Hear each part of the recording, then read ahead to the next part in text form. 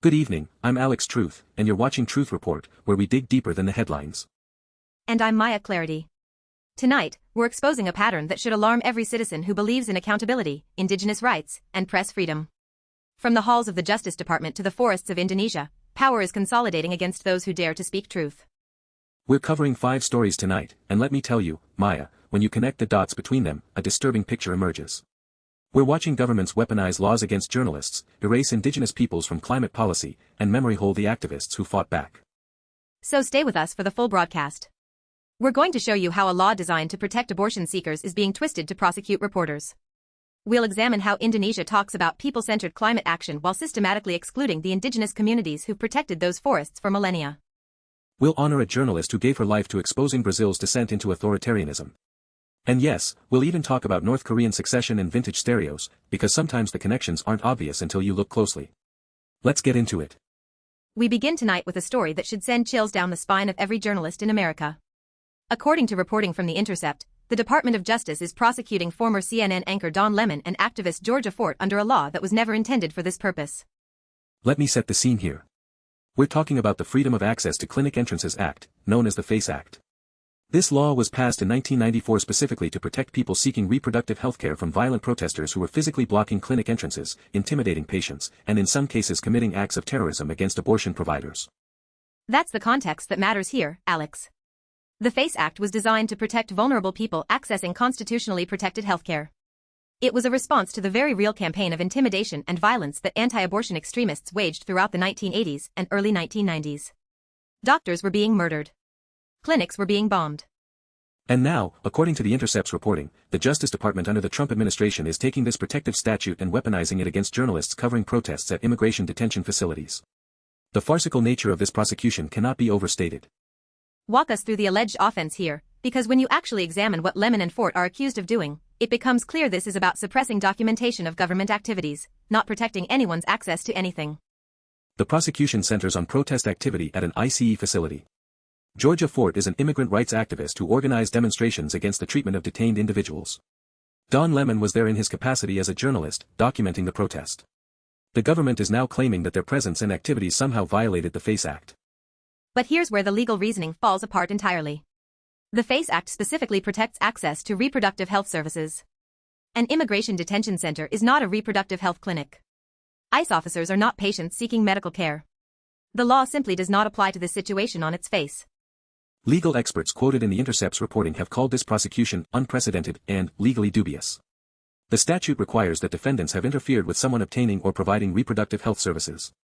There's no allegation that anyone was seeking or providing such services at the facility in question. So what's really happening here? This is prosecutorial creativity in service of a political goal, criminalizing the documentation of immigration enforcement. The administration has made clear its hostility toward journalists who cover ICE operations unfavorably. And the chilling effect is the point. When you prosecute a high-profile figure like Don Lemon under a completely inapplicable statute, you're sending a message to every journalist with a camera: document us at your own legal peril. We will find a law, any law, to come after you. This represents a fundamental corruption of the rule of law. Statutes exist for specific purposes. When prosecutors begin applying laws to situations they were never designed to address, purely because they want to punish specific individuals, we've crossed into the territory of political persecution dressed up in legal language. The Intercept reports that civil liberties organizations have condemned this prosecution in the strongest terms. First Amendment advocates point out that journalists have a protected right to document public protests, especially those concerning government activities. The press serves as a check on power precisely by showing the public what their government is doing. And this connects to a broader pattern we've documented on this show repeatedly. The current administration has demonstrated consistent hostility toward journalists who cover immigration enforcement. This prosecution is the latest and most aggressive escalation in that campaign. Who benefits from this prosecution? ICE and the Department of Homeland Security benefit from reduced scrutiny. The administration benefits from a press corps that thinks twice before showing up to document detention facilities. Private prison companies that run many detention centers benefit from less public awareness of conditions inside their facilities. Who loses? Obviously Lemon and Fort face the immediate consequences. But beyond them, every American loses when the government can selectively prosecute journalists for doing their jobs. Detained individuals lose because their treatment may go undocumented and unwitnessed. Now let's turn to a story that might seem unconnected, but bear with us. The Diplomat is reporting on Kim Joo-ae, the daughter of North Korean leader Kim Jong-un, and what her increasingly prominent public role tells us about succession planning in Pyongyang. This is fascinating reporting that challenges the conventional wisdom. For months, analysts have speculated that Kim Joo-ae, believed to be around 12 years old, is being positioned as heir apparent. She's appeared at military parades, missile launches, and state ceremonies in ways unprecedented for any North Korean leader's child. But the Diplomat's analysis suggests something more complex is happening. The article argues that rather than grooming a successor, the regime may be using Joo-ae as what they call a legitimacy asset during a period of uncertainty about the future. This matters for climate and security discussions because North Korea remains one of the most opaque states on Earth, and how it manages transitions of power affects regional stability. A stable transition means continued diplomatic engagement possibilities. Instability could mean military adventurism or regime collapse with environmental and humanitarian catastrophe. The reporting suggests that Kim Jong-un, who is in his early 40s but reportedly in poor health, may be less focused on installing a specific successor than on creating conditions for the Kim family to maintain power through whatever transition comes. Joo-ae becomes a symbol of dynastic continuity without necessarily being designated as the next ruler. What we're seeing is succession without a successor, to use the Diplomat's phrase. The regime is signaling that the Kim bloodline continues, which matters deeply in North Korea's quasi-monarchical political theology, while maintaining flexibility about who actually takes power. The implications here are significant for international climate negotiations. North Korea has participated minimally in global climate frameworks, but any future engagement requires a stable government to negotiate with. Understanding how power transitions in Pyongyang helps diplomats and climate negotiators plan for various scenarios. Now we arrive at the climate story that demands our full attention tonight. The Diplomat has published a devastating examination of Indonesia's climate contradiction. On one hand, Jakarta has embraced progressive climate rhetoric, positioning itself as a leader among developing nations. On the other, the government systematically refuses to recognize indigenous peoples as rights holders with authority over their ancestral lands. This is not an abstract policy debate, Maya. Indonesia contains the third largest tropical rainforest on Earth. These forests are massive carbon sinks, critical to any hope of limiting global warming. And they have been protected for generations not by government policy but by indigenous communities who understand them as ancestral territory, not exploitable resources. The reporting details how Indonesia's government talks about people-centered climate action while simultaneously denying the legal recognition that would actually give indigenous peoples power over land use decisions. It's a profound contradiction at the heart of one of the world's most important climate states. Let's be specific about what this means in practice. Without legal recognition as rights holders, indigenous communities cannot effectively challenge logging concessions, palm oil plantations, or mining permits issued by the central government. They can protest, but they cannot litigate. They can demonstrate, but they cannot veto destruction of their territories. The Diplomat documents how Indonesia has resisted international pressure to adopt the framework of free, prior, and informed consent, known as FPIC. This standard, endorsed by the United Nations and numerous human rights bodies, holds that indigenous peoples must give meaningful consent before development projects proceed on their lands. Instead, Indonesia has substituted a weaker standard it calls consultation, that in practice means informing communities of decisions already made, not seeking their genuine agreement.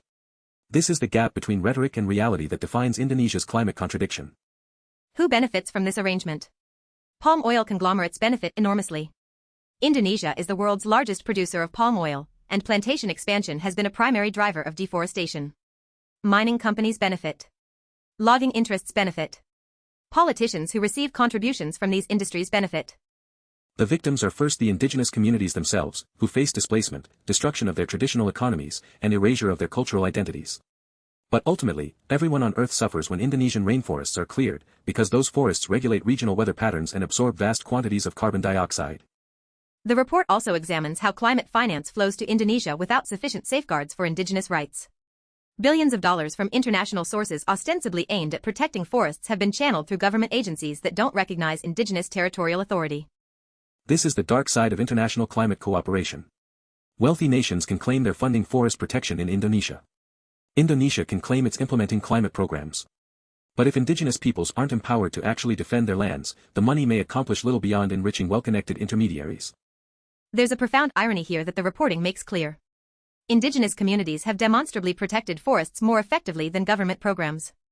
Studies show lower deforestation rates in areas under indigenous management. The people with the best track record are the ones being excluded from decision-making.